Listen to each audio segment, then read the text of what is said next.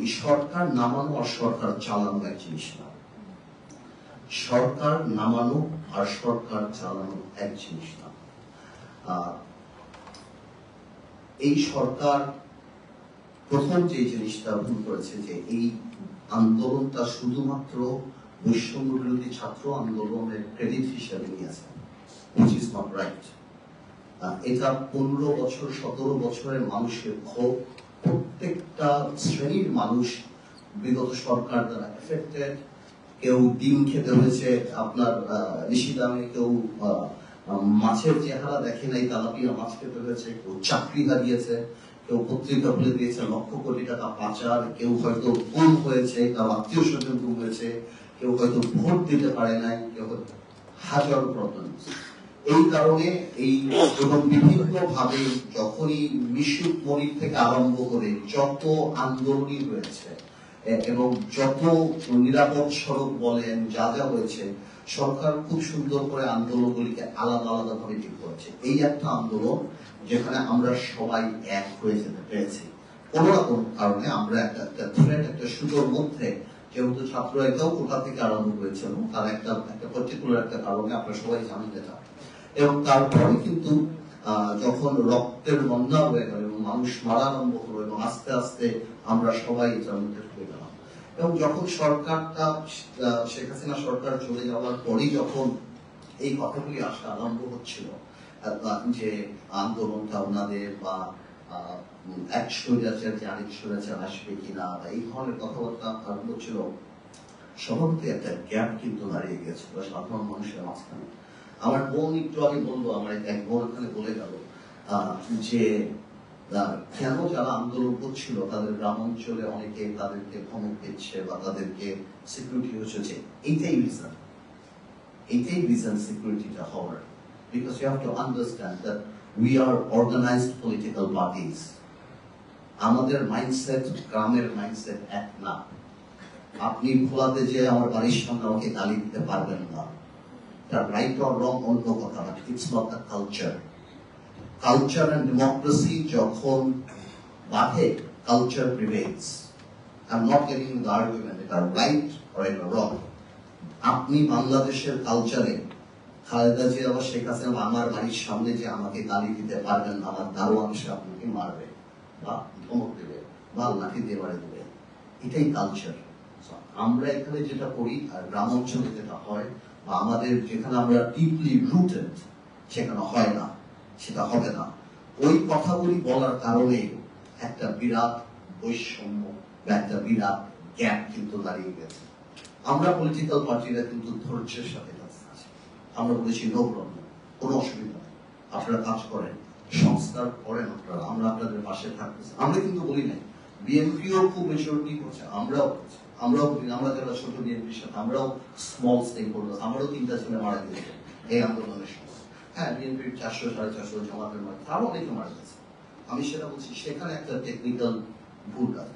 I will not go into the details of the formation of the cabinet, ছাত্ররা এসেছে বা কারা এসেছে, বাট আমি এটা ইউনুস সাহেবকে বলেছি আমার সাথে যখন দেখা হয়েছে, এনাদের মানুষের সাথে কানেক্টিভিটি নাই, একদমই নাই। They may be very capable, ওনাদের নিজস্ব জায়গাতে they may be very capable, they have requisite expertise, তারা হয়তো নিশ্চয়ই ভালো কেউ হবে, বাট মানুষ ওনাদেরকে চিনে না। বাংলাদেশের মানুষ চিনতে চায়, ফেল করলে গালি দিতে চায়, ভালো করলে প্রশংসা করতে চায়, এখানে কেউ চিনে না। বিসমিল্লাহ থাকলে ভালো হতো, পলিথিন সরাইতেই সরকার আসে নাই। টেবিলের উপরে জগ থাকবে না প্লাস্টিকের মগ থাকবে, এটা কোনো বিবেচ্য বিষয় না। এটার জন্য এটা কোনো পরিবর্তন না। কোন পুলিশের জার্সি চেঞ্জ হবে না, পুলিশের লোগো চেঞ্জ হবে, স্টেডিয়ামের নাম পরিবর্তন হবে, এগুলি মুখ্য ব্যাপার না। মুখ্য ব্যাপার যেটা, সেই সংস্কারের এখন পর্যন্ত আমরা রোড ম্যাপ পাইনি, আমরা জানি না, আরম্ভ করছেন, তার উপরে ডিপেন্ড করবে কবে যাবে। তবে আমি মনে করি এমন মানুষ সরকারের থাকা উচিত যাদের সাথে মানুষের কানেক্টিভিটি আছে। Either that could be politician, সমাজে গ্রহণযোগ্য, অর সামাজিক জায়গা থেকেও যদি আসে, যাদের সমাজে অবস্থান আছে, মানুষ যাদেরকে চিনে। বিকজ সিইও টাইপ ভালো, অফকোর্স সিইও টাইপ যারা থাকেন, আমি কাউকে ছোট করছি না, তবে ব্যুরোক্রেটিক বা সিও যারা থাকেন ওনাদের সাথে সাধারণ মানুষ ওনাদের যে সিদ্ধান্ত নেওয়ার প্রক্রিয়া সেটাতে একটা হার্শনেস থাকে।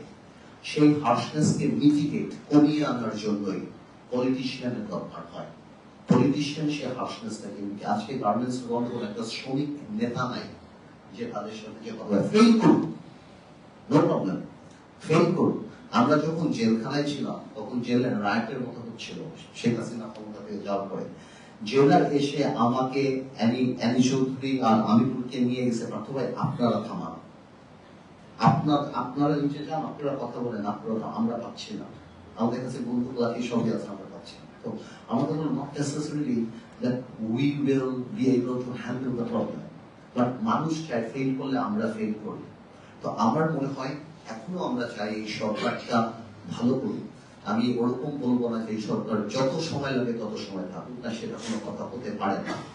এবং সরকারের আমাদেরকে বিশ্বাস করতে হবে, কারণ আপনি এমন কোন আইন বানাতে পারবেন না যে আইন আমরা পরিবর্তন করতে পারবো না। সো আমাদেরকে কিন্তু আপনাকে বিশ্বাস করি, পলিটিশিয়ান, আমি আমার কথা বলছি না, আমাদেরকে কিন্তু আপনারা বিশ্বাস করতেই হবে। আমরা যারা রাজনীতি করি বা দেশে যদি ডেমোক্রেসি ফেরত আসে, আমরা যদি পার্লামেন্টে যাই, বিএনপি যদি কাউকে ক্ষমতা দেয়, আপনার সবাইকে বুকে নিয়ে কিন্তু কাজ করতে হবে যদি আপনি সাস্টেইনেবল জিনিস চান। আর আপনারা যদি মনে করেন যে একশো হাজারের পর আরেকশো আসলেই যদি বিলিভ করেন, তাহলে আপনারা দল গঠন করেন, আপনারা আসেন, আপনারা রাজনীতি করেন, আপনারা দেখেন রাজনীতি কেমন, তাহলে বুঝা যাবে। আপনারাও যেমন এক ভোট আছে, বাংলাদেশের মানুষের এক ভোট আছে। আপনারা দল করেন, আপনারা ভালোভাবে করেন, সংগঠন করেন, তারপর আপনারা বুঝবেন যে রাজনীতি কি। আর একটা একটা একটা অ্যাক্টিভিজম মানে হঠাৎ করে একটা ঘটনা ঘটানো বা এটা সেটা কি, এই ধরনের কথাবার্তা যখন আসে আমাদের পলিটিশিয়ানদের জন্য এই জিনিসটা একটু কষ্টকর হয়ে যায়, আমাদের কষ্ট লাগে। আমাদেরও অনেক স্যাক্রিফাইস আছে। আপনারা প্রচুর কাজ করেছেন, আপনারা ভালো করছেন, আপনারা সংবিধান পরিবর্তন করে আপনারা সবই করুন, বাট আমরা সবাইকে আমরা বলবো যে বাংলাদেশের সবাই চায় এটার সাথে জড়িত থাকতে, এটার সাথে আলাপ করতে, অ্যাকাউন্টেবিলিটি থাকতে। তো আমি মনে করি আমাদের সবারই উচিত যেই দুঃস্বপ্ন থেকে আমরা বেরোতে আসছি, যে রিজিম যেটা আমরা তো কোনোভাবেও চাই না যে এটা রেপুটেশন হোক, আর আমরা কোনোভাবেও চাই না যে এই সরকার ফেল করুক। So we are here to help this government, provided that the government feels that help is required. এটা আমাদের জন্য অনেক ইম্পর্টেন্ট। আমি আর বেশি সময় নেব না, আপনাদেরকে অনেক অনেক ধন্যবাদ। Thank you. এবার আরেকজন রাজনীতি